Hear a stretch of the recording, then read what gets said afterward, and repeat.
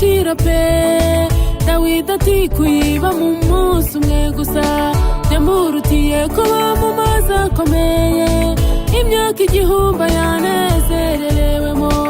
Ayo mahema n'ay'igikundiro, ayo mahema meza nayo kwifuzwa, mu nzu y'Imana njyewe ndahakunda.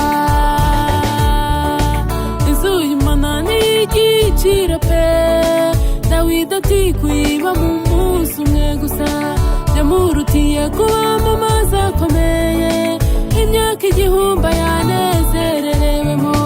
Ayo mahema n'ay'igikundiro, ayo mahema meza nayo kwifuzwa, inzu y'Imana njyewe ndahakunda. Mu nzu y'Imana hari amahoro, mu nzu y'Imana hari imigisha, mu nzu y'Imana hari amavuta, mu nzu y'Imana njyewe ndahakunda. Iyo hari amahoro, mu nzu y'Imana njyewe ndahakunda. Iyo hari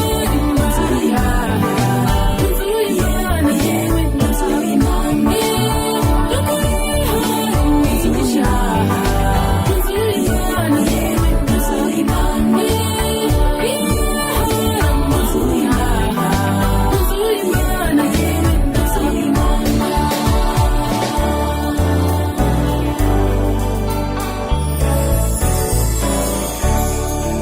Iyo umuntu ageze mu nzu ya data yibagirwa imiruho yose y'isi, yibagirwa akagaterwa na satani, akaruhuka rwose akagubwa neza.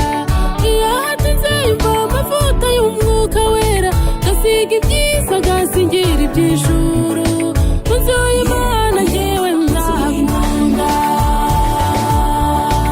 Iyo umuntu ageze mu nzu ya data yibagirwa imiruho yose y'isi, yibagirwa akagaterwa na satani, akaruhuka rwose akagubwa neza. Iyo ahatinze yumva amavuta y'umwuka wera, gasiga ibyiza gasingira iby'ijuru, mu nzu y'Imana njyewe ndahakunda.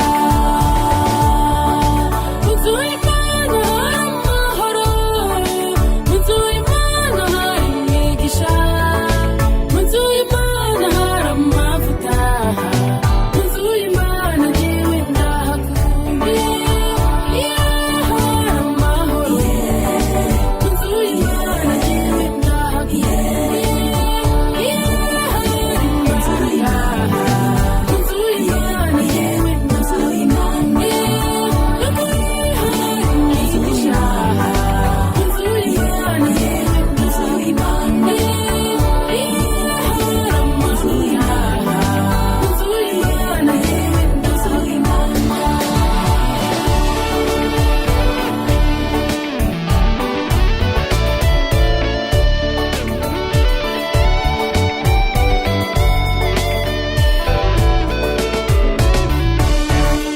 Mahoro wabuze naho ntiwayakura, keretse kuba uri mu nzu y'Imana.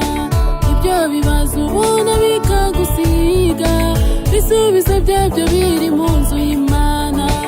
Erega ni Yesu wenyine utanga amahoro, kandi niwe ubasha kukuruhura. Ngwino umusanga akugirire neza, uwo mwami niwe karuhura.